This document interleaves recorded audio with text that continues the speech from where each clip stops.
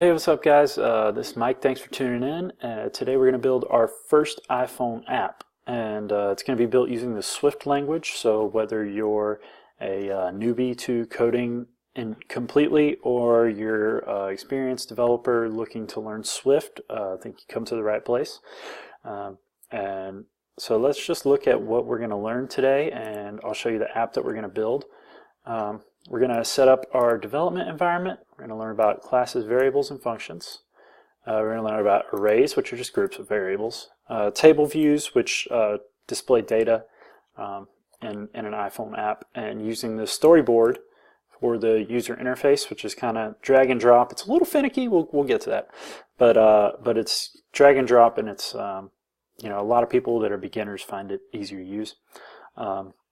And then segues using a thing called navigation controller. And again, all these things are built in to the Swift framework. You don't have to look far. They have a lot of good frameworks built in. And the model view controller design pattern, which is really commonly used. There's a variety of different ones, and each one has certain benefits and things. Yeah, let's look at the app we're going to build. Right. So yeah, here is the project we're going to complete in this tutorial. You see you have just a simple quotes app. It's got all the authors of the quotes with their picture over here, and you click it and it shows all the quotes.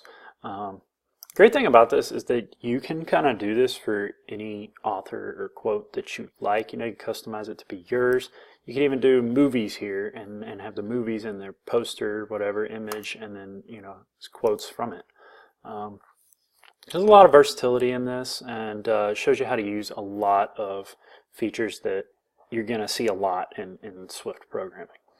So let's get going. And before we download Xcode and get everything set up, I want to just go over a little bit about what the Swift language is. So it was created by developers at Apple, and it's used by everything from the Watch OS, TV OS, all that stuff. Basically every iMac apps are all built in it. It was launched in 2014, and already most of the apps on the App Store are using Swift. There's other options, things like Google's Flutter or Facebook's React Native that builds apps simultaneously in Android and iOS.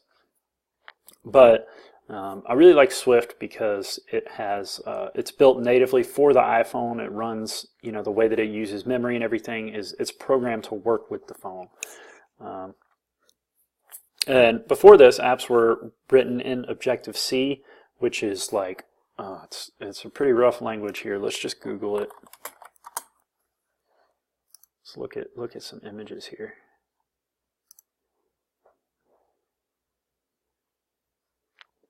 See, I don't know, to me this just looks like, just looks like there's too many colons and brackets, and, you'll see some of that same stuff in Swift, but not nearly as much. It looks a lot more like, just a normal kind of speaking language than it does some gibberish like this. Like the first C language, which is largely not used now, but it's very similar to the Objective-C, which is like, this language is basically, well, its roots are like 40 years old, 30 years old, something like that. It's just, we don't really need that anymore.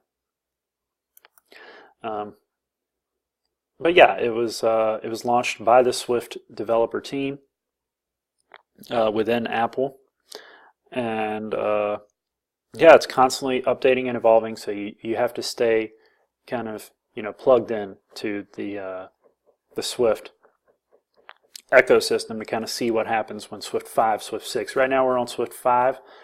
This project is built using Swift 5, which is, all the Swift languages are pretty similar. Maybe like you use a dot here that you don't use there and things like that, but it'll tell you, the Xcode will pop up and tell you when something is deprecated, and oh, maybe you should use this. That's one thing I really like about it. Now that leads me to well, first let's see. This is the Swift performance versus Objective-C. You can see through these data tests at these different analytics companies that Swift performs faster and, in my opinion and most people's opinion, is a lot easier to write. So now let's go into Xcode. This is Apple's built compiler for the Swift language. Whoops. And it compiler, for anybody that's new to programming, it converts the code that you type into binary. So computers only understand zeros and ones, and just large sequences of zeros and ones. And a compiler takes these languages that we type and puts it into that. It can be found on the Mac App Store, which is this little icon here. And I'll show you guys. Just go up here and just type Xcode, and there it is. It's this one. Just download. I already have it. I'm actually using the beta version right now, so I can use Swift 5. Sadly, it's only available on Apple computers. You can use Linux to write Swift. There's more stuff to that if you just Google it, but Xcode is only on the Apple computer. And if you don't have an Apple ID, you need one in order to create these apps. So here, I'll just show you iCloud.com. And then when this opens up, go down to Create Apple ID that's down here, and it'll pop up, and there you go. Just fill out all this stuff. Yes, I'm gonna leave. So yeah, there we go. And so I'm going to go ahead and jump into Xcode. And when we first open it up here, let me pull it into the view. You're going to see get started with a playground, create a new project on an existing project. We're going to create a new Xcode project.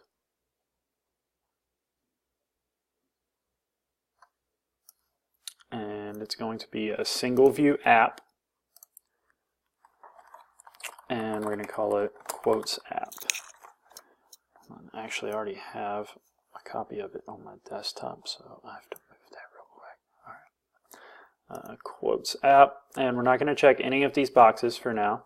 For team, you just go in and you can add your Apple account right here. And then for organization name, I just put my name. And then for organization identifier, you want a unique identifier. So actually, I own this domain, so I know that that's unique. And then Apple fills out the bundle identifier for you. And we, of course, want it to be in Swift.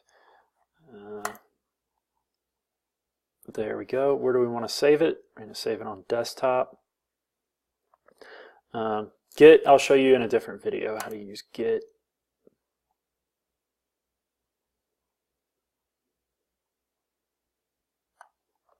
But you might see me do like some Git commits on here, and if you're not familiar, don't worry, it's not like a necessary thing. Yeah, so now here is the main page, and we don't want our when we landscape left, we don't want the whole thing to shift, because just right now, we're kind of learning and we want to just do it in one mode. So let's uncheck that and just have it work in portrait mode. And so over here, you'll see all the stuff that comes with an app is the view controller, which controls this right here, the storyboard, which was a very valuable and unique part of Xcode. A lot of people do this programmatically. They set the constraints and everything. And I saw a request from a previous viewer, and I appreciate the input, and they wanted to set everything up programmatically. And I do that sometimes. I kind of switch off between both. But I think for a more simple app, I think that this is the best way to go, and especially if you're just trying to learn. And then, so here is our storyboard. And over here, we can say view as and whatever model you want to view it as. But remember that people have to look at this with different phone sizes and everything like that. So just down the road, don't forget to optimize everything for even like an iPhone, whatever this one is. This one looks so small. My gosh, these phones have gotten so big. It's crazy to see. Like sometimes I'll see like an older person with like an iPhone 5, and I'm like, oh my God, was that really what we used to communicate? Jeez. And then over here we have the assets folder. And the assets folder is basically just going to hold all the images. I've attached something down here in the description where you can download all the assets for this app. Just the images for the authors that we're going to use, and the app icon. So that's that. So yeah, so now everything is set up and ready to start coding. So we're going to move on to the next part, which is the classes, variables, and functions. Okay, in the first part of lesson 2, we're going to use the storyboard for a little bit. So I'm going to go more in depth on the storyboard later in the series here. But first, just hit this little button up here. It's your library, and you can go up there, and in here you can type. There's all kinds of different things that you drag and drop onto the field here, and we're going to create our first Hello World app. So it just pops up and says Hello World.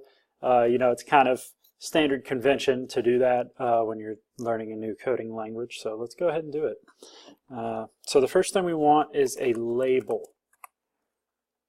And all we do is we just click it and just drag and drop. And we're not going to worry about constraints and everything being in the apps, but I do want to show you how. So see, when we go down to see how it's not centered anymore, that's why we're going to need constraints down the road. Okay, and for this label, we want to attach it to the view controller here. So we're going to click on this, which is the assistant editor, and it's going to pop up the view controller automatically. See here, automatically that's associated with the highlighted view controller over here in the storyboard. It's all like, big words and stuff, but basically a view controller, it's literally defined as a controller that handles a view. So it's they're basically like, we're trying to be self-explanatory here, but yeah, even though they use big words. And so we're going to do a control drag, and we're going to drag it over here. I'll say insert outlet or outlet collection, and we're going to create an outlet. And so it's a UI label. We want that. We want weak. I'll explain weak and strong variables. And so now we want a name for it. It's just going to be, let's just do text label.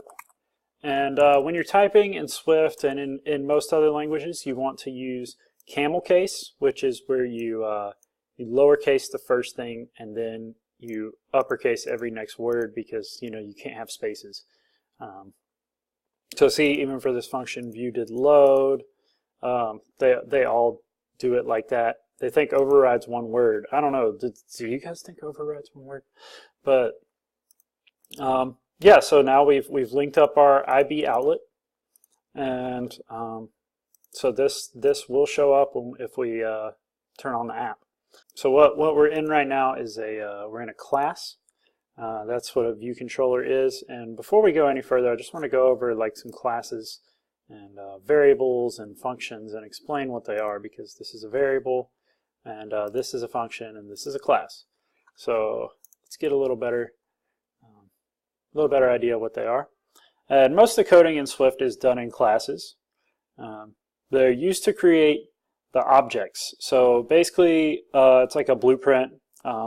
I like to work in a home analogy, because in a past life I was in real estate, and it's kind of like the blueprint. Like you're not building it yet, but you have an idea of what you want it to look like. And in this one, for example, a view controller, you see class view controller and then UI view controller. If we just add a class, which one thing I love about Swift is that it auto-completes stuff like this. Have the name and then the superclass. So that relates to this. Let's delete that. But that relates to this because this is the superclass for this view controller. So UI view controller is a class that is already made by Apple that contains things like the view did load function. that view-did-load, all it does is, when the view is loaded, which for view, view they mean the screen here, and when the view is loaded, what's it going to do? So that's what we have there, and now we're going to move on to talk a little bit about these variables. And so there's a lot of stuff here. Don't worry, the more you use it, the better you'll understand it. And it comes in two basic forms. The variables are represented by var in Swift, and the thing is they can be changed. So the constants are represented by let, and they cannot be changed once you create them. So let's just use this in an example. So we want to say, let's just say let our text equal, and then you want to put quotes around it because it's a string, and strings we'll get to in a second. But let our text equal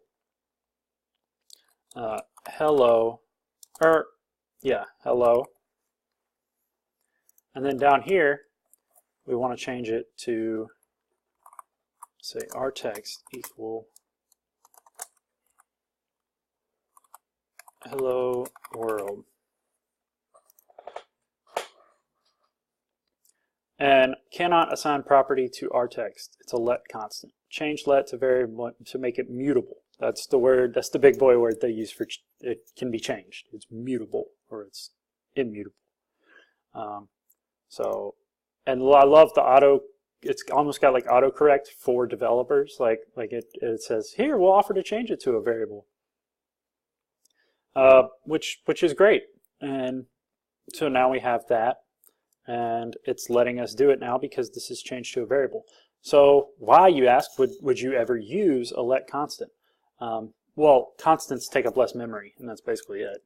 And that they're looked at one time and they stay the same, so that you don't have to go back and look in the memory for that piece every time you load it. Now I do want to just give you some data types that you can use if you want to use numbers or things in your app. Here, so this is a data type, and Boolean is bool, described as bool in the Swift documentation. And that's what they are. All these things are what the Swift documentation uses, and so they're true or false statements. So it's really easy for a computer to understand: 0 or 1, true or false. These are old as time, these commands, the Boolean statements. Integers are whole numbers. Floats are decimal numbers, so it depends. They have these differences because a float takes up more space than an integer, and a double takes up even more space than a float, which is a double takes up exactly twice as much. So to go deeper, it's like 64-bit number, and that's a 32-bit number. And then strings are words and other text that you use. And then character is something that's really common in other languages, but the thing is it's not used as much in Swift. I don't come across it very often, but just know what it is when you see it. It's a good way if you're numbering, if you want to rate things by number, or do things like decrypt things. I've had to work with that before. It's a challenge that you'll see in coding interviews and stuff where you have a decryptor. But yeah, let's go back to the app. Now what are we looking at? We're looking at this view did load, and it says when it opens up. Let's close out of the assistant editor here. It says when things open up, it wants to say hello world. But when we run it, let's just go ahead and run it. Let's just see what it does. And by the way, guys, it may take a while for your simulator to open. Don't worry, there's nothing wrong with your computer. The simulator just takes forever. I mean, these phones run on like super fast processors, so it's got to simulate this processor. But as you can see here, it just says label. Why doesn't it say our text? Because we haven't linked these two right here.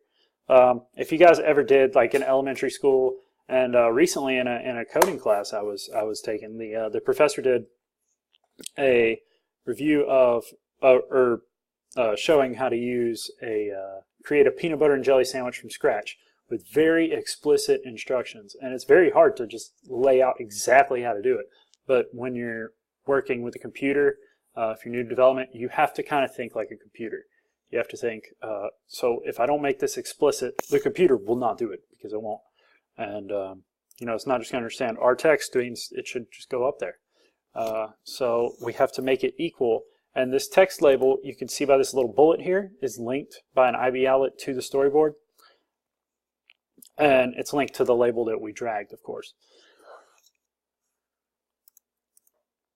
And so we're going to take the text label here in the viewDidLoad, which viewDidLoad is a function basically showing when it loads again. And we're going to set it to our text. Let's see what happens here. Oh, you can't assign the value string to the label. That is actually because the UI label is it's similar to the class structure up here. This is the so this is the subclass. This gets its functions like viewDidLoad are preloaded from the UI view controller superclass. So in the same sense, this text label here is preloaded from the UI label class. So all their or the enum. So all their all the functions within it, you have to highlight the text label and then hit dot, and then here's everything that you can change in a UI label. And you see you have a lot of freedom to work with here. But for right now we want the text attribute. And so that just changes the text. You can change everything through the code, and it's, I love how deep this library is. And so you see we have our first little bug here. We want it to say hello world, but it's not stretching out, and that's because we weren't explicit. And no, don't ban me, YouTube. I'm not being explicit. I'm being absolute. You need absoluteness, I guess. Not explicitness. No dirty things here. And so let's just drag this out because it's pretty obvious that we just ran out of room. But that just goes to show, like, you have to be exact. So let's run it one more time. No pressure though. So okay, we're going to open it up, and it says hello world. There's ways to center it and everything, but look, we just got started. It's going to get more complicated from here, so just give yourself a pat on the back right now and get ready to get going more. And I wanted to close this second part of the lesson out by just talking a little bit more about variables and functions. And if we go back to our building a home analogy, and you can get these slides, so I'm just kind of reading off the slides, but I like to think of variables as the building materials. Like you have, a label or or your text field or whatever. There's, text fields, image views, blah blah blah. We'll get there. But that's your building blocks for you put those in the right order and you put them with functions, and you get the right thing done. Now functions are more like a set of instructions that you can call upon that are, you pull it out and it gets the job done.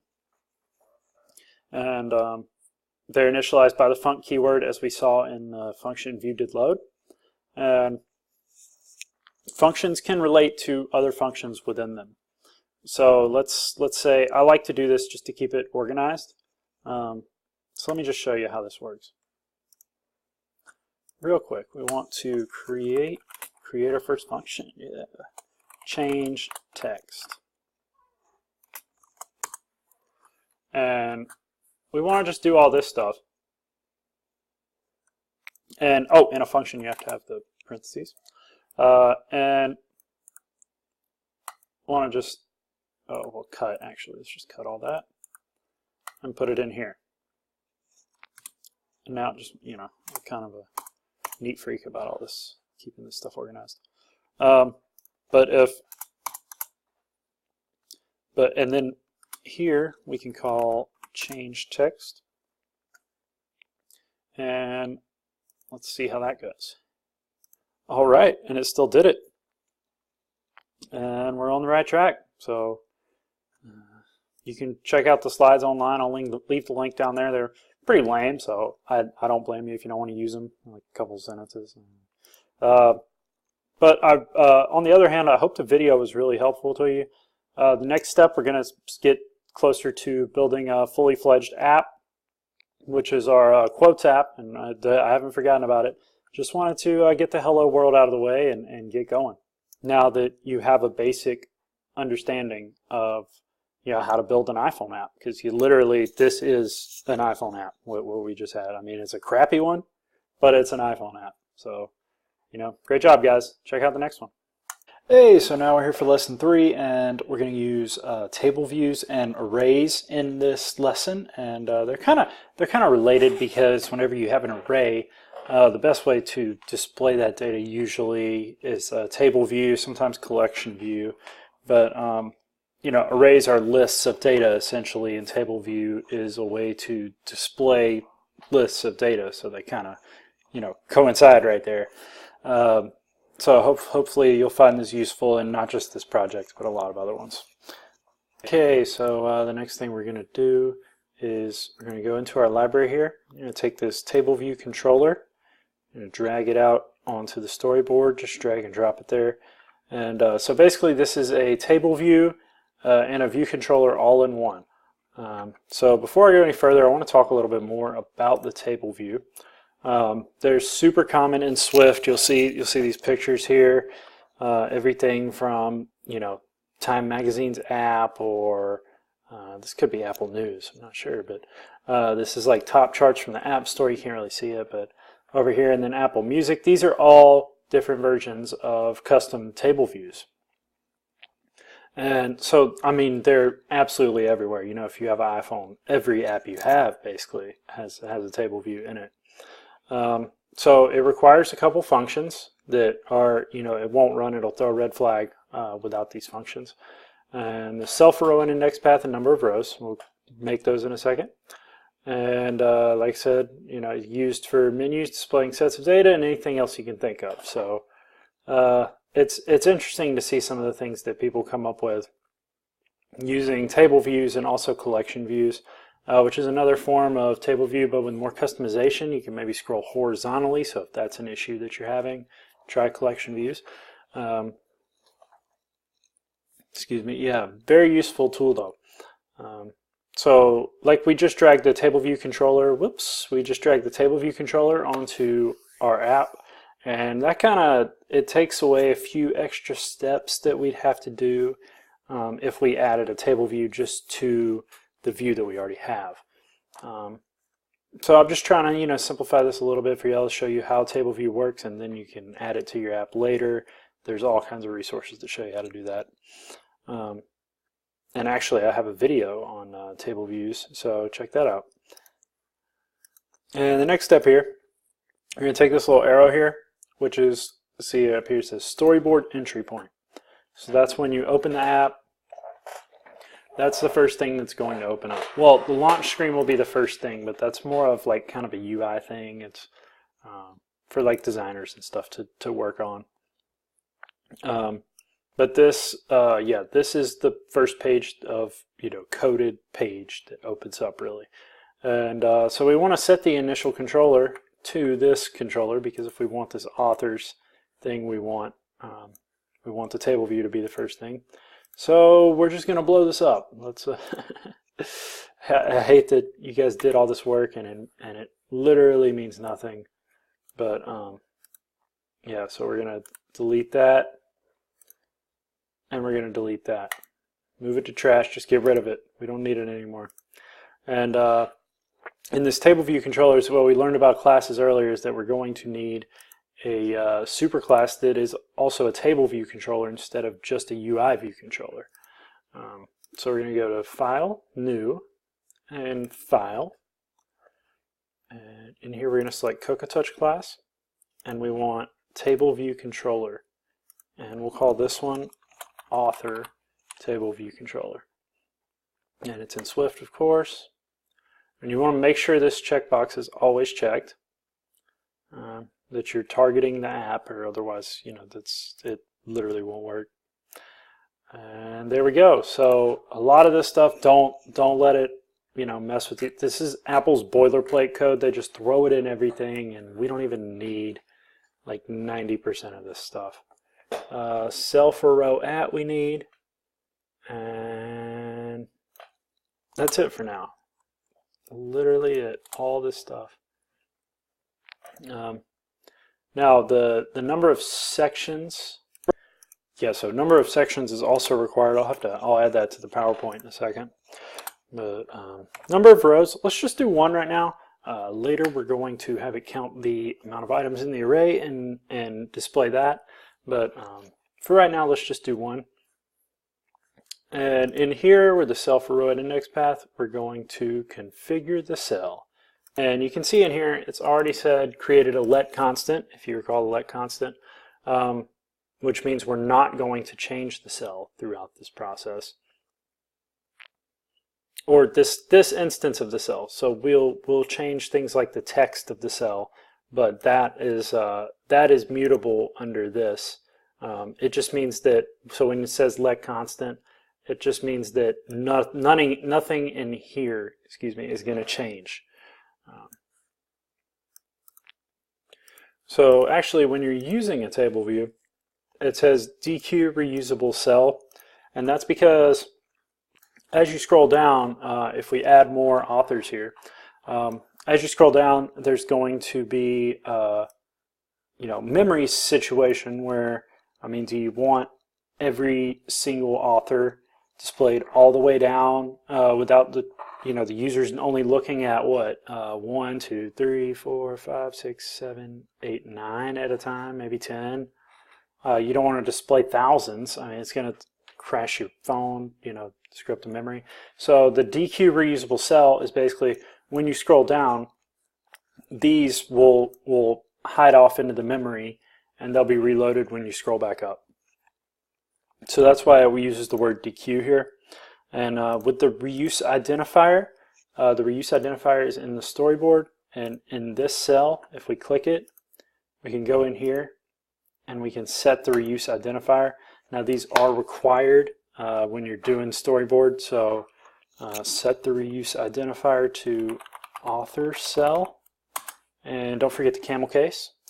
Now we're going to go back into our view controller, and we want to change this to author cell. Make sure everything, since it's a string, it won't autocorrect it for you. So you got to make sure everything is spelled right. So this cell, when you set the let constant into a reusable cell, it's telling it that the cell is a table view cell. It's under the UI table view cell protocol, which means that you can call all the functions attached to that, like we did earlier with the UI label. So I want to change the text of the first cell here, and I want it to say, let's do text label dot text. Now you have to go through text label dot text because the label just refers to the label, and you have to have the text, and that's going to equal. Let's do hello world again. And let's see if we get it running. We ran it, and nothing's going on. So why is that? I think we missed a step over here in the storyboard. Now when you go into this storyboard, this table view controller that we drag and dropped on here has no idea that it's supposed to be associated with this author table view controller over here. Earlier to like the kind of, give me the steps for PB&J kind of thing. It's you have to be explicit with this thing, and in order to do that, you go into here in the identity inspector of the individual view controller, which if you're having problems highlighting things, just click this button right here. This is how you really get to it. And I'm going to say author table view controller. And so now these two should be talking to each other, and we should get the result that we're looking for. And we did. So we're back to Hello World, except we have it in a little more complicated version. So there we go, you know, moving on up. So, so now we're going to make it a little more complicated and throw in some arrays on top of that. Up here, we're just going to add a simple let array, and it's a let because we don't plan on changing it. Let array, let's be more specific, number array. An important thing, especially when you're working in a job, is to make sure the code is readable. If you, especially, you know, you're sharing with other people. And so the numbers are going to be, we're just going to do 1, 3, 5, 8, 146, 45, whatever. So now we're going to hit play and see how that goes along.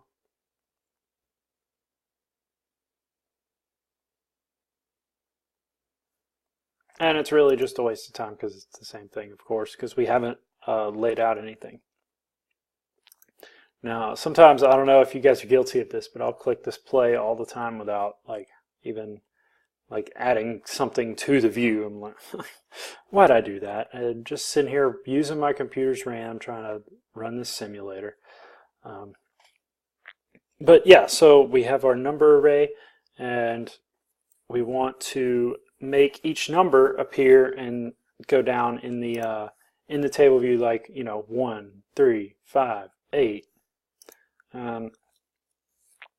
In order to do that, we're going to have to tell it how many rows we need, because right now it only thinks we want 1 row. So let's return, you know, 6 rows, and let's just see what that looks like. Now, if we place 6 rows, it's going to think that you know, you want hello world in all of the 6 rows, because it says cell text label text, and that's for each author cell in the index path. Now, how do we make it individual, and how do we put the array info in there? First, we want to count the amount of items in the array. So there's a handy little thing that comes with arrays in Swift, and you just do number array dot count, and it returns an integer that is the count of the numbers in the array, or the strings in the array, or the doubles in the array, you know, whatever floats your boat. So now we should have 5, and we do have 5. So progress. Now, we want to change the cell text label text to whatever is in the corresponding row in the array. So we're going to go in here, and we're going to put in our number array, and we're going to do something a little new here, and we're going to put it in brackets. We're going to say index path dot row. Now, what does that mean?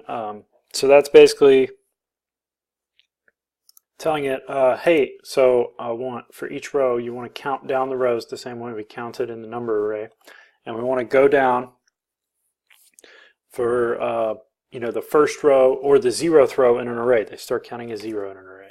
So the 0th row in the array is going to be this 1 here, and the first row will be this 3, second will be 5, and so on. So it'll count down each one, and it'll you know, pop up that number, hopefully.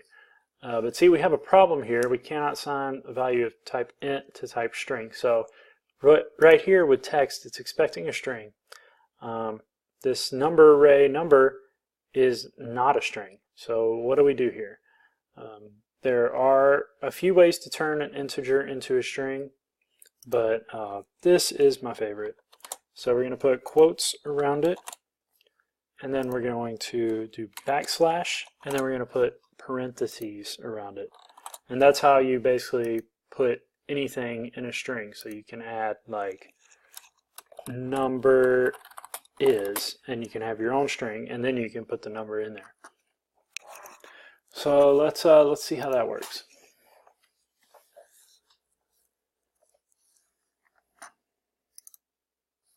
And as you can see, here we go. So we're doing pretty well here. And so before we go to the next step, I want to just talk a little bit more about arrays. So basically they're a collection of variables in group format. Like I said a second ago, they start counting with 0, not 1. You can see this image down here. It's an array, again, of random numbers, but this is the index, and this is how it starts, 0 to 8. So, but there's 9, see, as it says, 9 numbers, but counting from 0 to 8. So, you know, if you think of like normal, like 1, 2, 3, 4, you know, so programmers, developers think like 0, 1, 2, 3, 4. You know, that's how it goes. Or more even like 0, 1, 2, 3, 4. And that's 5 total. So just start counting at 0, kind of do that in your day-to-day, and it'll and you'll get used to it. Yeah, if you're new to this. So yeah, all the data types that can be variables can also be stored in an array.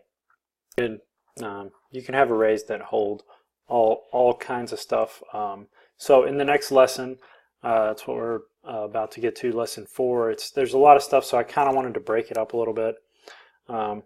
And plus, there's a thing that I read that you learn better in 20-minute spurts. So hopefully that's helping you guys retain the information. I just I do what is best for me, and I hope that it works for you guys too. So I've had a lot of experience learning things, you know, going to college and everything, and you know, I learn best when I do kind of a sprint, 20 minutes, and then, you know, sit down, maybe meditate, take it all in, something like that, or just even go, you know, play with my little dog here. But all right, yeah, ran over. In the next video or the next lesson, if you're watching all these together, we're going to create a whole quote array that has 2 different variables that are stored in the same piece of the array. So kind of just get ready for that. So in this, where this 1 is here, we're going to have our quote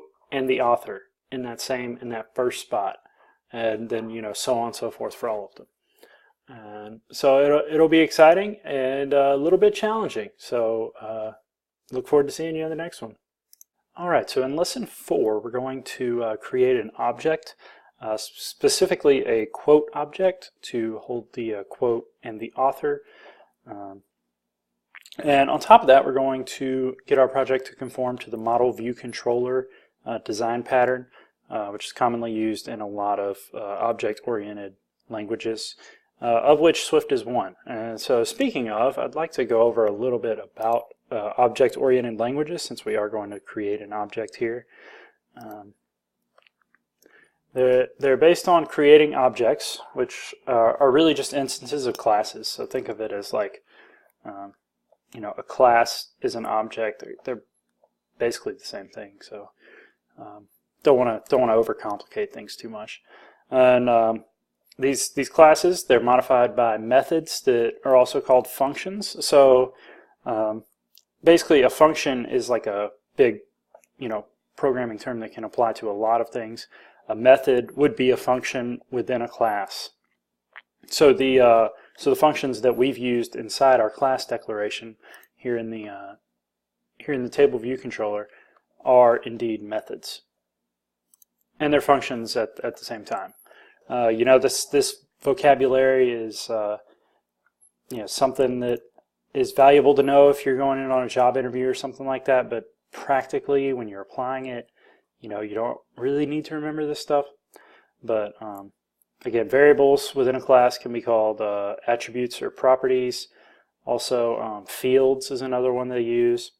And I just listed some other popular languages that are object-oriented. And as you can see, like, you know, most of the big ones, if not all of them, are object-oriented. which is great. If Swift is the first language you're learning, you could find it easy to transition over into these other languages. Or if you know one of these languages, hopefully you'll find Swift doable, and a lot of what I've said would be very boring to you so far. So let's go back to our project, and we're going to create a class or object. And to do that, we're going to go New File, and we just want a Swift file. I want to do Cocoa Touch class for this one. And we're going to call it quote. And make sure you're targeting quotes app, the checkbox is checked and everything. And so now we're in, and we're going to create our own class here. And we're not going to need the super class for this one. We are creating our own object. And that object will be called quote. And in here we're going to put all the instance variables for the quote object. And we'll let quote text declare it as a string. Let author name declare it as a string. Now you might ask, because we're going to use actually a lot of different quotes in here, so why would we use a let constant as opposed to a variable? Because we're going to change the quotes, and we're going to display different ones. And that's because we're not actually modifying any of the quotes or the authors in the app itself. We're just displaying each one, and we're going to create an array of these quotes that are standalone. And also it saves memory using a let constant versus a variable, and in an array we're going to be using a lot of them. So we just want to kind of save some memory wherever we can, even though this isn't going to be memory intensive, just a couple table view controllers. Now the thing is with a class is that you have to initialize the class for it to be an object. And for that we're going to call the init, and for parameters we're going to throw in a couple texts, which is going to be both strings, author also string. And you can either leave this space here or not. I just kind of like having the the balance on both sides. It doesn't really matter. A lot of people are finicky, about indents and stuff, and I'm no different. But just whatever suits you, whatever works best, whatever helps you remember it in your mind the best, I guess. So next we're going to take the quote text and make that equal to the text that we've initialized here in the string. And we're going to take the author name, and we're also going to make that equal the author in the string. And so now we're going to create an array of these quotes. And for that, just for me, so that I have all the quotes in one place that's separate from the object itself, I'm going to create a new file called quote array. And again, it'll be a Swift file targeting quotes app, group quotes app. And we're going to go quote array. So now that is created. And again, we're creating our own class here. And this one's going to be called quote array. And then in here, we're going to create a variable that is the array itself. And it's just an array of the quote objects. That's what we're telling this variable here, is that you need to initialize an array of quote objects. And now, down here in the list, we're going to append them when we initialize the object. So we don't need parameters. And just in the init statement, we do need parentheses though. We don't need parameters, but we do need parentheses. And in the statement, we're going to get list.append, and it's going to be quote element. And when you start the parentheses, it should fill in text and author. And so, what's our first one going to be? You guys can do, whatever you'd like. The first one that I thought of was "I'll be back" by the great Arnold Schwarzenegger. I don't know if this is a copyright infringement or what. It's for educational purposes, guys. Don't come after me, Governor. I know how hard you work out. I've seen the YouTube videos, and I don't want a piece. So please, just message me, and I'll take it off if it's a big deal. But it's educational, so I actually looked this up because I wanted to use some things from Disney movies in my videos, but I just didn't because I know what hawks they are about the copyright stuff. So I just erred on the side of caution, but apparently for education I can use these things. Now, ran over, back to creating our new quote array. And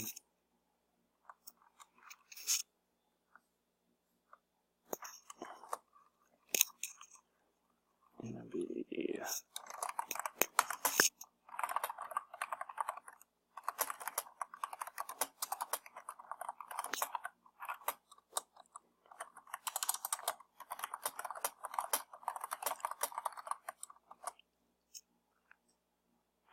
yeah, this one's a little bit nicer. I just figured with the cheesy "I'll be back" thing to start with, I figure I should have something a little deeper in the next one. And I'm just going to go ahead and fill out this array. Okay, so now it's filled out. Let's just go ahead and move on to the next step. And in the main storyboard, we have our cell that we already used, hello world, and we've used the number array. And now we want to use the author part of this quote array that we've made. And in order to do that, I'm going to go up here and where it says let number array equal so and so and so and so, I'm going to say variable array, or I like to be specific, author array equals quote array dot list, which, oh no, we have to put the parentheses because when you put the parentheses, you say go into that class and pull out, whether it's a variable or a function or something that's within the class, or as we've talked about, attributes, properties, which are variables, and methods, which are functions. So you can see the errors that are flying up here, which is a gift and a curse from Xcode. Here, we're going to help you, but we want to just pop up every red error in your face at the same time. Love it. But next, let's go ahead and we're going to return the author array that we've created, .count, same way we did the number array. And it should just pull from there and pull it up pretty quickly. And then for the cell text label .text, we want to put the name of the author, so we're going to go into the author array, and in the bracket we're going to do the index path.row thing we did earlier, treat it as though we did the earlier array, and then it's going to be .author name, and we'll return the cell. Everything looks good, and let's see how it went. Now, as you can see, we have our list of authors, and if you copied mine and Mark Twain is there twice, that's part of it. We're gonna fix that bug later, but everything is everything's working the way that we planned on doing it. So next thing we're gonna do is conform our app. We're gonna close this simulator, and we're gonna conform our app to the model view controller design pattern. And before we go into that, I'm going to talk a little bit more about it. So here the model view controller divides the project into 3 connected parts, which is the model, which is the app's data structure. So for us, it's going to be our quote and our quote array. They go in there, like it just sets up the data and which are also called objects and classes and everything that I talked about earlier. And then you have the view, which is all the user interface things, including storyboards and the zip files, which we haven't created yet, and also like things like table view cells, because you don't really do any work inside the table view cell as far as functions and things. You just kind of create the variables that fit with the with what you did in the storyboard. But I'll show you that later in the next lesson. And then there's the controller, which is what decides what the user is going to do with their input. And so that's pretty obvious in our view controller. That's where we do, it's where the bread is buttered, so to speak, in the view controller. And it's where we're going to perform all the functions and everything like that. So now, and this is probably like the easiest part of the whole thing. I'm going to take these two and control highlight or whatever, or shift highlight, however you like to do it, and then new group from selection. And in that group, it's going to be, just guess real quick, the model. Yes. And then here we're going to take the launch screen and the main storyboard, and we're going to add that to the view, even though we haven't really done anything with the launch screen. And the launch screen is very self-explanatory. It's, when the app launches, what pops up first. Like, you ever notice, like when you open an app that you've closed out of, that it pops up and there's like a little, kind of more like a greeting screen or a loading screen right before you get to it. And then in here we're going to put the app delegate. The app delegate does get a lot of use. It hasn't in this one, but in more complicated apps, the app delegate is essential. Group from selection. I'm going to call that the controller. And I don't know why I want it in that specific order, but I do.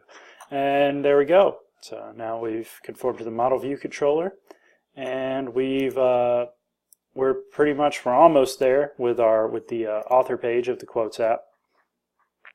And yeah, so hey, we've created an object. And so in the next lesson, we're going to dive deep into the storyboard. We're going to learn about segues, and we're going to create a new table view controller to hold our quote, and we're going to set up auto layout and everything that has been known to give people fits, but I think we'll do just fine. So yeah, thanks guys. Hey, so we're going to do our fifth and final lesson now, and in this lesson we're going to really get in depth on the storyboard, and we're going to create some table view cells, and we're going to add image views, and we're finally going to get our project to the end, and it's going to look nice. So let's go. If you guys recall, we're building this app, and this is what we want the end project to look like, with authors, their picture, and their name. And you click on it, and it has all the quotes by the author. And that's what we're working towards. Right now, we have an app here. I had to pause it to run the app. we have the app here, and there's no authors bar at the top. And Mark Twain's name is on there twice because he's twice in the array.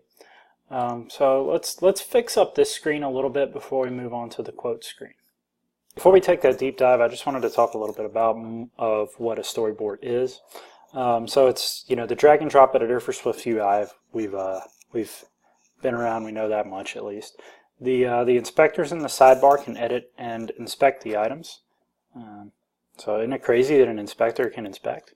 But yeah, so if you look at the we're going to go to the main storyboard here, and when you go in these cells, there's all different kinds of things that you can change about the cells, such as background color, tints. A lot of times you can change the text style. If you drag a label on there, you can change the text in here. This you can kind of see the constraints, auto resizing, how auto layout works, which is it's kind of finicky. We'll get there. And then this controls the outlets, which if you're adding a table view onto your app, you'll need to know how to do outlets and set the delegates, which I have a video in table views as well if you want to check that out. And then in here, it's mainly what I use this for is to do the custom class and to change the class to a one of these that's in the view or the controller, which we're about to do with the author, because here in the author there's no way that we can just add an image and have it formatted the way that we want to. What we're going to have to do is we're going to have to drag and drop the image and the label onto here and then get auto layout to do the rest of the work for us. And the storyboard also controls segues, and you can make them programmatic or in the storyboard. I like to create a link in the storyboard, as we'll see, and then call on it programmatically, because I like that it's reusable. If you just drag and drop and say, hey, go to this, make this segue, then you can't reuse that segue that you've created. So we'll see how that works. And then the bar in the bottom right controls the layout of the items, which we haven't really had to work with auto layout yet, but we will right now. And we're going to go into our storyboard, and in here we're going to go into the library, and we're going to add a UI label, and we're going to put that in there. And then we're going to have a UI image view, which is just another library item, and it displays an image, which you probably could have figured out intuitively. To give us a little more space, we're going to go into this cell. We're going to drag it down a little bit, or a lot. But so when the app starts, it's not going to use this link that we've set. It's going to use auto layout. So for this, we want the image view but now we're going to bring this in a little bit so you guys can see what I'm doing, because the drop down menu. But we're going to click on this image view and select it, and we're going to make the constraints here. We're going to check the height and the width box that we want to. So far the values here are what it is currently, and it's saying like, hey, do you want to make it the way it is currently? But no, I want it to be 80 by 80 image, and it's not going to update just yet because we haven't added constraints to the cell. Now the constraints to the cell are also in here, and we kind of want to make it stick to the right side. So we're going to put 3 on the top, 3 on the bottom. Make sure it's not negative, because it'll go further away off the screen for -3 pixels. We're just going to put 0 so it sticks to the side. And once we add those constraints, you'll see that it does adjust. My mouse is going crazy, but it adjusted. The image did adjust. We're going to go into this label here, and we're going to make that conform to our same auto constraint layouts. And we want it to be 0, 0. Just have it stick to all sides of the super view, and then add those. So there we go. Now let's run our app and see how it's going. Okay, so it's clearly trying to display label here, and it's giving room for the image view, so it's promising. We just have the text in here. It just says for the cell label text or whatever, in the author view controller, the cell text label. And that's different from the label that we've created. So we're going to have to link up the label we've created. And the interesting thing about this, we're going to have to create a table view cell file, Swift file, because if we drag an IB outlet on here, which would be kind of the knee-jerk obvious solution, is to drag an IB outlet on here for the label and then to link it up to the text. Now we can't do that in this situation, because if we put an IB outlet here, then we would we can't use IB outlets for reusable values. So if we go into the view folder and we create a new file, and it's Cocoa Touch class, and it's author table view cell, and we want to make sure it's a subclass of the table view cell. Don't create the sib file, and we're going to save it in the view, and there it is. And don't need this boilerplate code. All we need to do is link it up to our storyboard. Click the cell, we go into the custom class editor here, and we want to link it up to author table view cell. It says inherit module from target, that's what we want. And we're going to open up the assistant editor, and gotta kind of fumble around with it, select the cell, and then go here. Yeah, we can just manually find it. A lot of times when you select something, it'll automatically do it for you. Under manual right here, it says, see, look, there it is, table view controller. But it's selecting the view controller. We just need the table view cell. So the automatic thing is kind of finicky. See, look, here's the table view cell now. Like it's a little, sometimes you gotta click around a little bit to get it to work. And then right after I get it to work, I accidentally clicked off of it, and now we have to go back and do this again. Right, and it's a blast, guys. Now what we want to do is we want to select this image view, and we're going to hold down control, and we're going to control drag over here to create an outlet, and it's going to be author image, and it's an image view. Over here, I'm going to drag, it's going to be the author label. So there we go, we've created these two outlets, and we don't need this, this assistant editor anymore. We're going to close out of that. We're going to go down to our author table view controller, and we're going to change this. But first we want to change what the cell itself is. So we want to say with identifier author cell, yes, all that stuff is still correct. But we want to cast it as the author table view cell. And as you're typing, it should fill this in. If it doesn't fill it in yet, you want to go just up to product and then build. And right now it's not letting me do this because you're supposed to force downcast these objects. But yeah, so now it's going to come in and it's going to treat this cell object as it is a member of the author table view cell. And so we ran the build succeeded. So now we're going to go into cell.author label. We're going to set the author label to what we're putting in the author array, the author name. But we also have to add the text property. And then we're going to go into the cell.authorImage.image. We're going to make that equal to a UI image. And when you type in the parentheses, and then named, and then you want to give it a string name. And in that string name, we want to do the same name as the author, just to simplify it.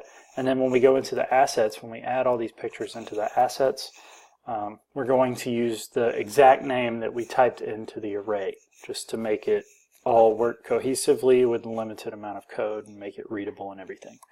So in order to do that, we're going to say the same thing that we did up there. So indexPath.row author name.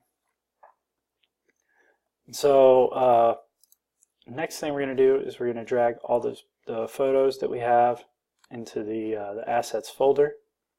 We're going to drag and drop the assets that I already have here into the assets area. So you might want to go on GitHub and download the completed project and drag and drop the assets. Otherwise, I just Google search the icons of these people, and I'll just show you how I did that really quick.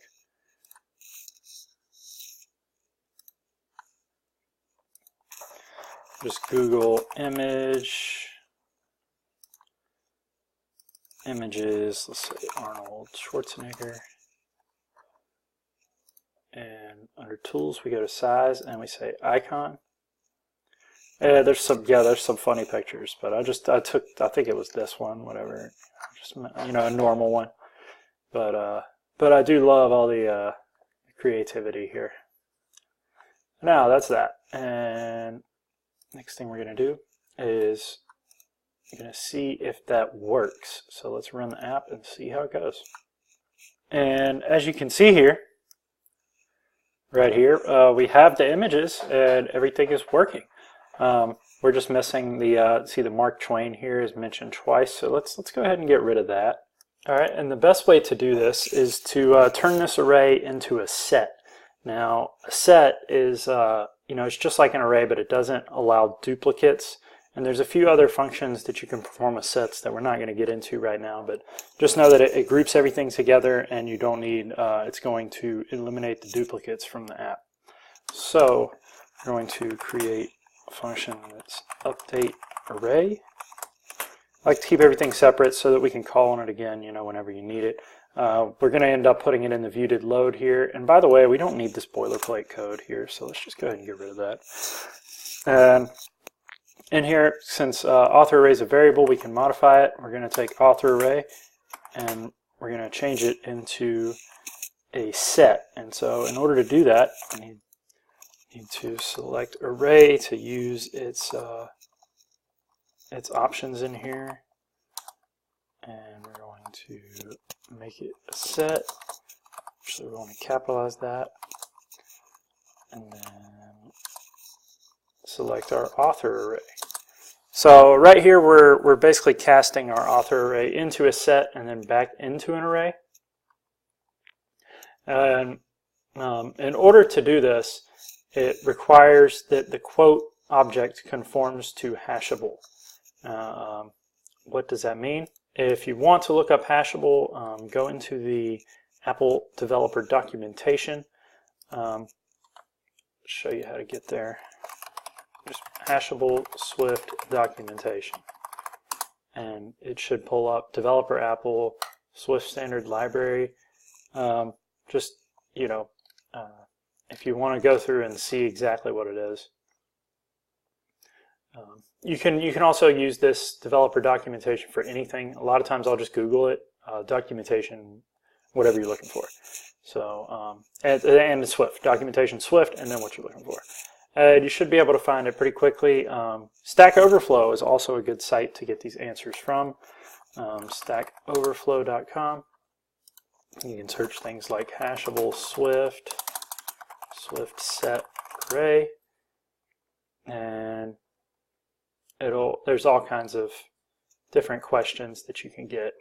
So make sure you check out these results, especially when you Google things. If you see Stack Overflow, if you see the Swift documentation on something you Googled as one of the first results, I suggest you check it out. That'll be the best way to get the answer you're looking for. Now let's go back into the app. In order to conform to hashable, we're going to have to go into our model, into our quote object, and we're going to make hashable the superclass. And it's going to say type quote does not conform to the protocol equitable, which is part of hashable. So it's going to say, do you want to add protocol stubs? Click fix, and now it doesn't conform to the protocol hashable.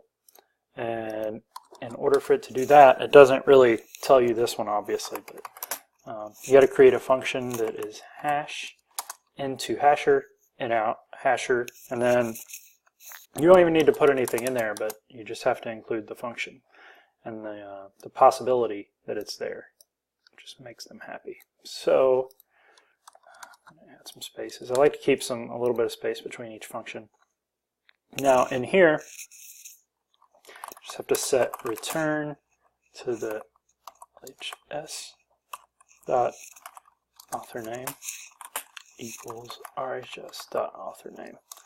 And this is, in here you'd put the things that you're going to group, kind of. And in order to do that, we have to add another equal sign to make it equals. Now when you use one equal sign, it means you're trying to change one object into another. Now when you use two equal signs, if you're new to coding, that means that we want them to equal each other in a more like traditional math equals terms. So now this should conform to hashable, and build it. Make that go away. Yes, there we go. And the next thing we're going to do, we're going to call update array in this viewed load. And then we're going to play and see how it goes. Yeah, you can create functions all you want, but if you don't call them in the viewed load, then it's not going to do much. And here we go. There we go. Everything's grouped. The Mark Twain is only mentioned once. One thing we could do is to sort it by author name, just to add a little bit of congruency. So do the author array once again equals author array dot sorted, and here we're just going to create something called a closure. That's another one of those. There's so much documentation on closures. Just know that it's the brackets that go right after something, and can basically calls like a function within whatever you're using. And on to author name is less than, and this is it's an explicit way of sorting by author name.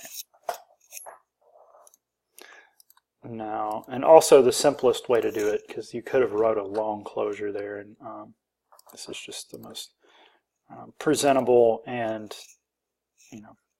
less labor intensive way to do this. And speaking of that, we're trying to be lazy here. Like that is a core tenet of programmers. We want to be lazy. We don't want to repeat ourselves. And so right here, you may have noticed earlier that we repeated ourselves in using the author array here. And when you see something like this, when you see yourself repeating yourself in any part of the code, you might want to consider creating a constant or variable.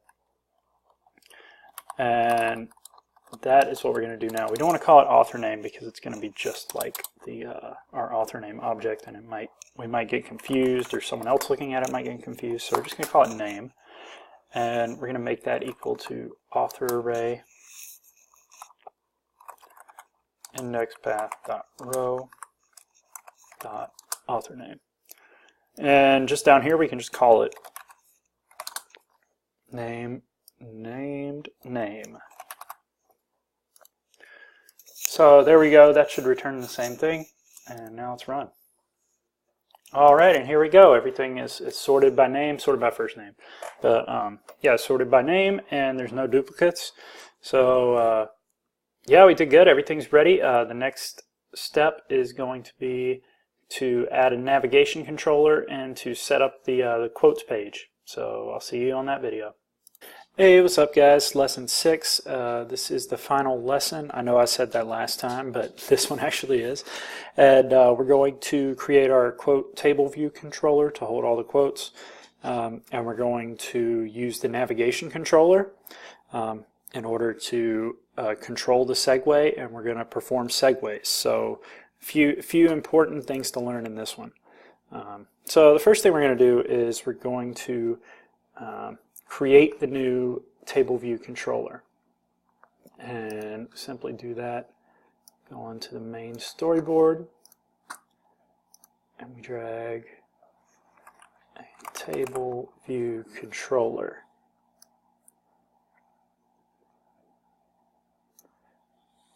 And put that right there, and I like to line them up evenly, but it's not happening. Okay, there we go. And so now we have this new one, and let's go ahead and set up that view controller. So we're going to go into File, Create New File, Cocoa Touch Class. We want to call this one, it needs to be a Table View Controller.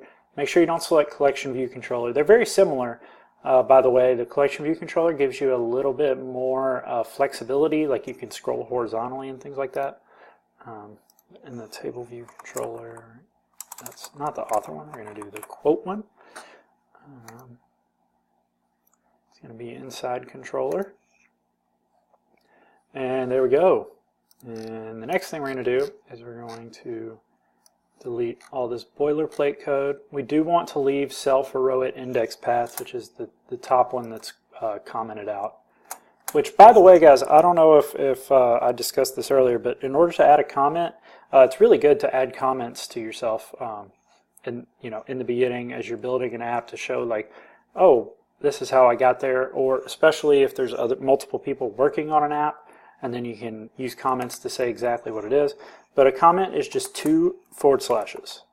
And the way they do it is if you want to do multiple lines instead of just doing 2 and then 2, all that, you can do the forward slash and then an asterisk. And then whenever you want it to end, you do an asterisk and a forward slash. And so there you go, there's comments really quick. We do need this in here. So let's go ahead and connect these two. This is kind of in the way. We don't use launch screen, so let's just drag it out here so that we don't get confused and everything. So in the storyboard, we have this, and we're going to go into the class declaration, and we want it to refer to the quote table view controller. So now these two talk to each other. So this, we need to take out more boilerplate code. And let's go ahead and bring in the quote array from the other class.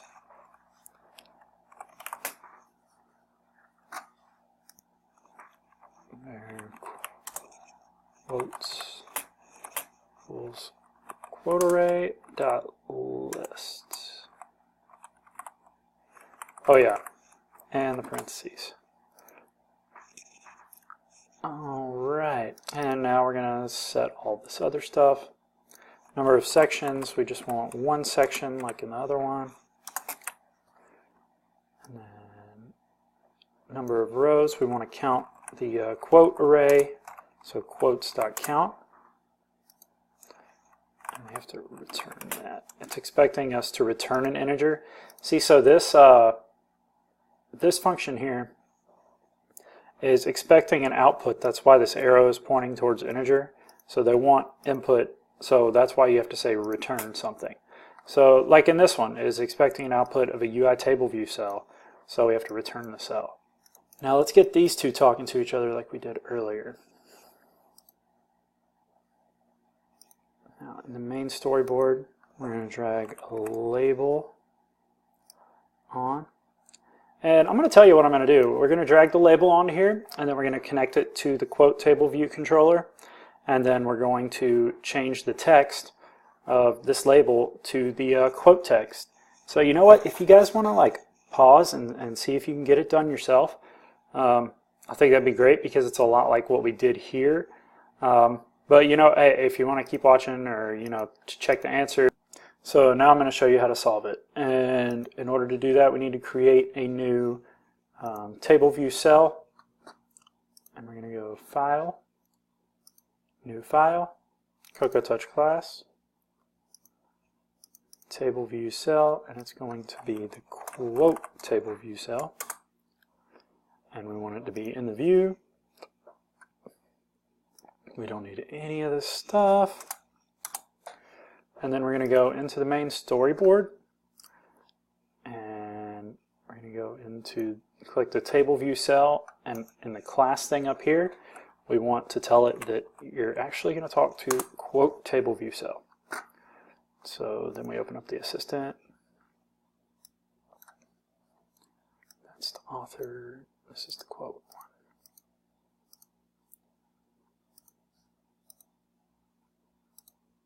No, we don't want the view controller. See, and then sometimes it tries to give me all this interface stuff.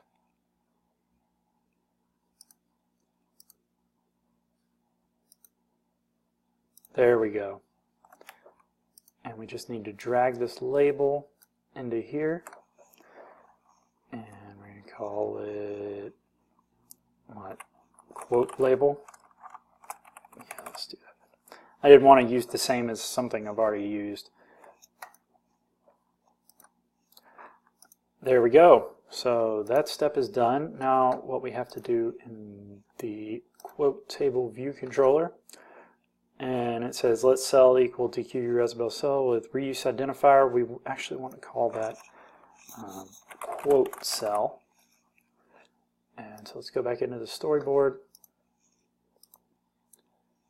and go into here where, there we go, and we go to where it says reuse identifier, we call it quote cell. And you know, actually at this point I'm gonna build the project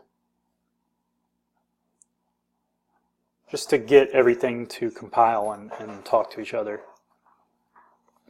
And here we do have some problems with auto layout, so let's go solve those really quick. Let's see, trailing constraint is missing without any layout constraints. So this one, basically, one of the complaints is that this one has no constraints.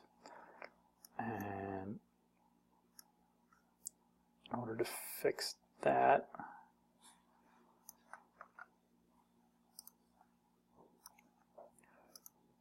we're gonna 0, 0, 0. And we're going to add those constraints. And so that one is fixed. Trailing constraint is missing. So over here, basically what it's saying is that this text, because it has no write constraint, can just run right into this image view and bulldoze it over. And it would look really sloppy. So what we're going to do is we're going to do 0 right there, so that whenever you set an auto layout constraint, and like if I say 0, it's not going to go to the end of the view here, it's going to go to the end of the image view. So it says the closest object to it is basically what you're setting the constraints to. And so see how it goes right to the edge there. So that's good. There's a couple more. Quote table view has no entry points, which is obvious. We're going to have to, that's the navigation controller thing that we're going to do in a minute here. So let's bring this back down.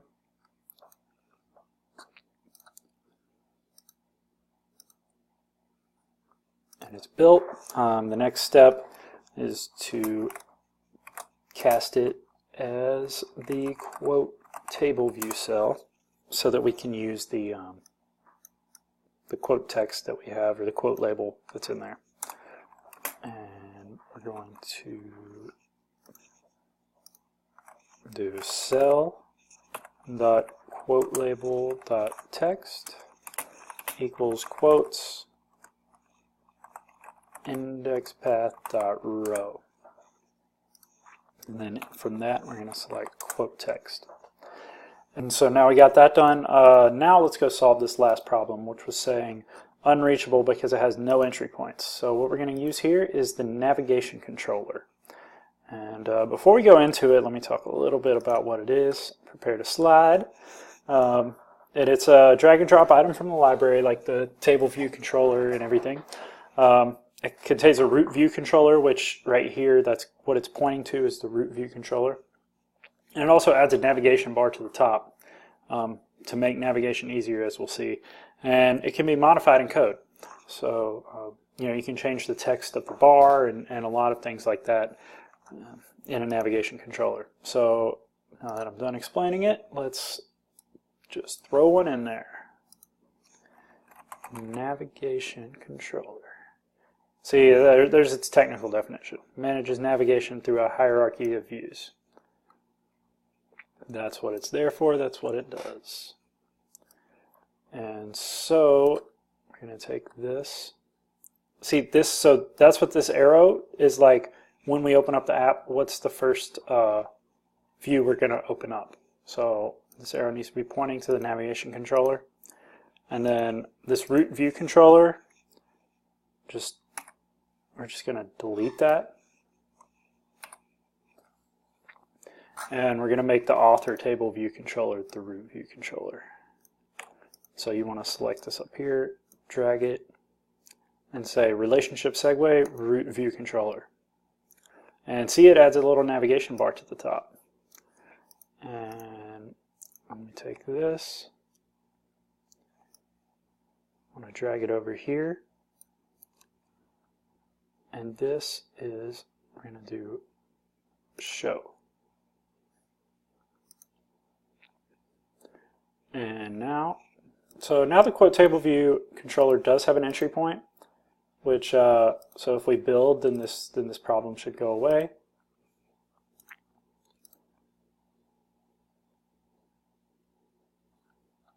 And so we have another one that says that the segues must have a reuse identifier, or not a reuse identifier. That's for the table view cell, but it does have to have an identifier in a very similar fashion. So when you click the segue itself, it'll pop up, and you need to give it an identifier. And we're going to say go to quotes and hit enter. That's going to be that segue. And so before we call on the segue, I have a couple more slides on the segue, or one slide on the segue. So here's an example of a segue. It's the one we're about to do. They're called in code with the perform segue function, which is right here. And then you can transfer data between the views with prepare for segue, which is another thing we're going to do in a minute.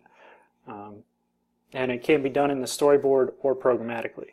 So let me show you how to do it in the storyboard. I'm not going to do it for this one, but see, so you could take author cell and just control drag it over here, and you could say selection segue and show. And so if I click that, every time I select this this cell, then it'll segue into this.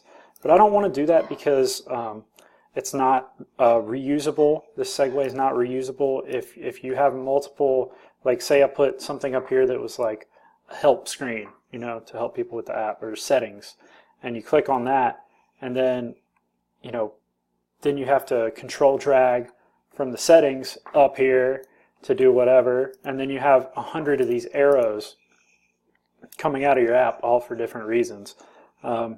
It's best just to come up here and control drag, at least in my opinion, over here, and create a segue that has an identifier, and then you call the identifier in the app. So we're going to do that right now. And in order to do that, we're going to have to go into did select row, which is, this function is just called when you select one of the rows. And we're going to perform segue with identifier go to quotes, and make sure that that is the exact spelling, because again, anything that's in quotes is, you have to spell it right, because there's no like autocorrect or anything. So let's check out and see if that worked. All right, so we click on this, and there's all the quotes. So they're not named, they're not under the right name yet, but the fact that it is getting us from here to there is a step in the right direction. So now, next thing we're going to do is we're going to fix up these, we're going to get all the data to pass to the right places. First, I want to make a little UI improvement on the top. We're going to change the navigation bar, what the title says. We want it to say author in quotes and everything. So we're going to go in here, and for that one, I'm going to do author. But that creates a problem, and it's that we can't have a title on here, at least in the storyboard. We can't set it in the storyboard, so whenever you hit a wall like this where you can't do something in the storyboard, there's pretty much a guaranteed way to do it in the code. So we're going to go into the code, into the quote table view controller, and under view did load, and it's very simple. We're just going to set self, which is referring, as you see right here, referring to the table view controller. I'm going to say self.title, which is a simple string, and it's just going to equal quotes. Or no, we just want the word quotes. We don't want any of the objects we've made. So now we have the authors and the quotes. Let's see if that works.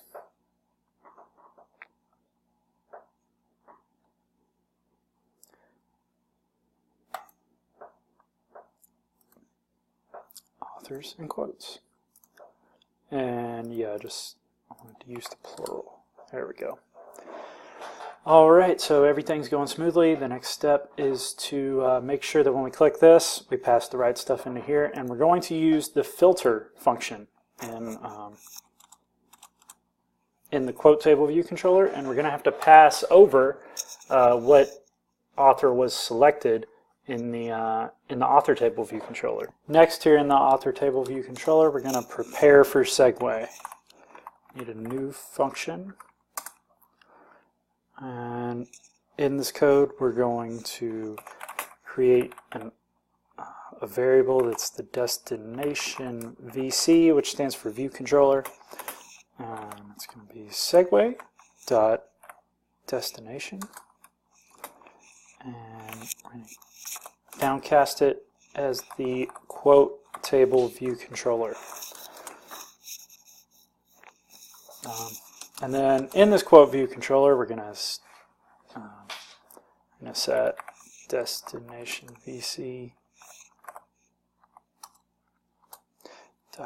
First we have to go into the quote table view controller, and we have to create a variable called selected author.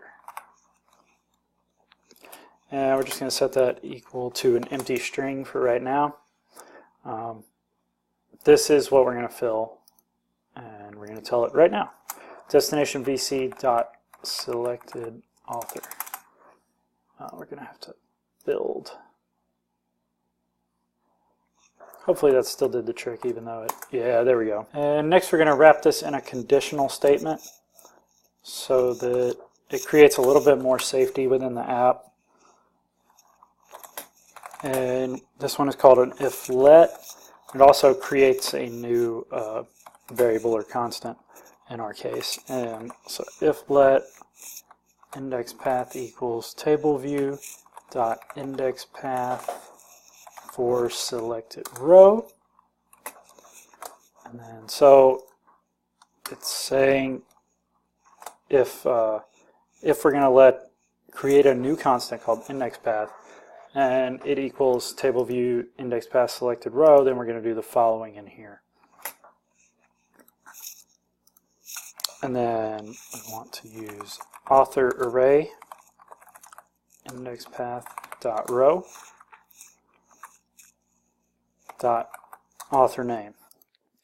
And then down here we're going to put print author array index path dot row dot author name, just to make sure we're getting the right one,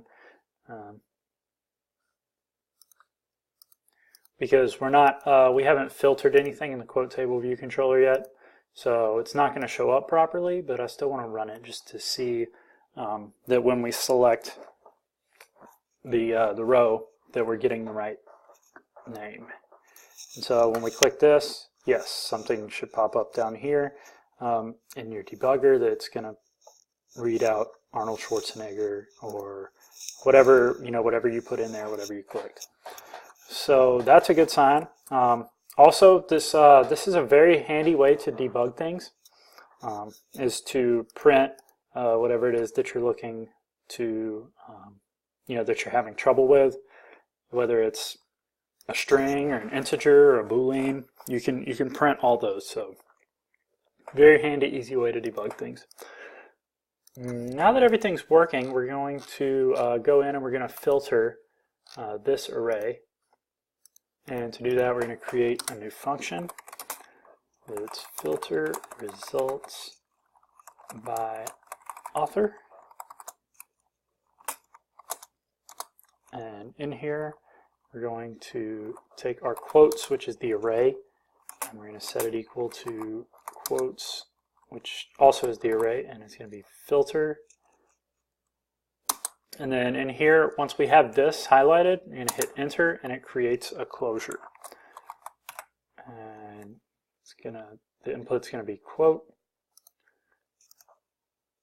And say quote. This one, quote dot author name dot contains. And you want it to contain the selected author variable up here. So there we go, quick simple filtering. And now we're going to call it in our view did load.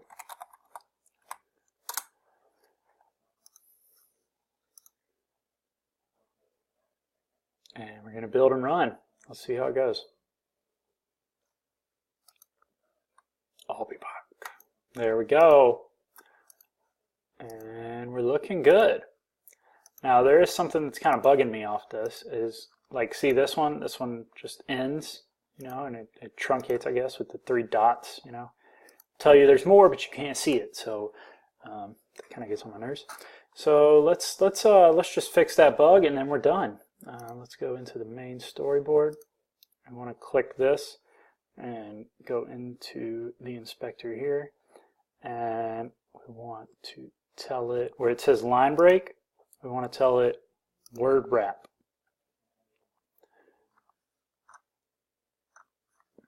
And if you build and run, you're going to see that it's so it's not having the ellipses there, but it's still just running off the screen, and that's because the table view cell doesn't know to adjust to the word wrapping, and the label doesn't really know when the table view ends. Even though, you know, I really think that auto layout should handle this kind of stuff, but you know, Swift is a pretty new language, so they're going through some stuff, but I really like the language, and I think it's got a bright future. To fix this, there's just one last little auto layout thing. Over here it says lines, and it says one line. You want to set that to 0, because see, it says 1 and it's just automatically it's gonna stick to one line. But if you say 0, it says, okay, we're going to use auto layout to determine how many lines are in it, and we're going to show it as so. So even if it gets longer, you know, 3 or 4 lines, it'll get that right.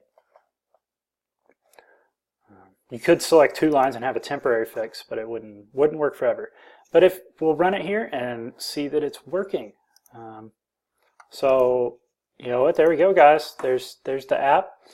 We got this last one done in under 25 minutes. It's great. I was expecting a little bit more time. Oh yeah, I've got like 30 seconds to just go over. I made the last slide just some best practices that I've learned from watching a lot of tutorials like you guys are watching right now, and we're going to go over some of them. Dry, DRY, don't repeat yourself. Something like, you know, like we did earlier where we created a let constant and referred to that. It saves a lot of typing.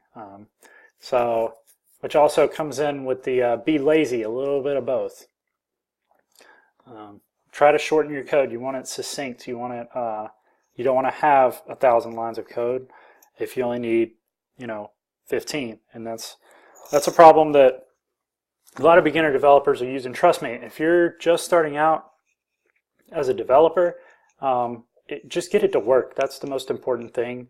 I still do that when I'm unfamiliar with the technology or a feature in Swift or something. Like I'll write, you know, so much code, and then I'll kind of go back and see, oh, where can I clean this up?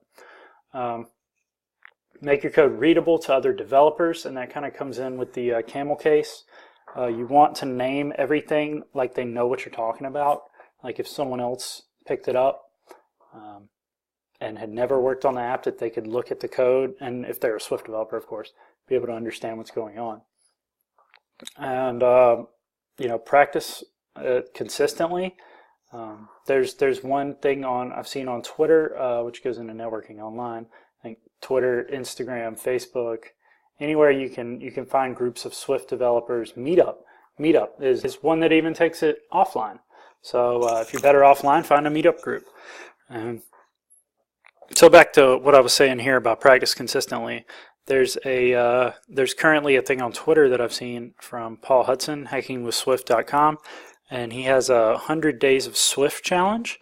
So I'd say if you Google 100 Days of Swift, his website hackingwithswift.com, I'm not affiliated with him, just someone that likes that his material is good and free. So check that out, and let me know how you like this video. I look forward to posting a lot more and helping a lot of you on your journey, and yeah, keep in touch. Thanks, guys.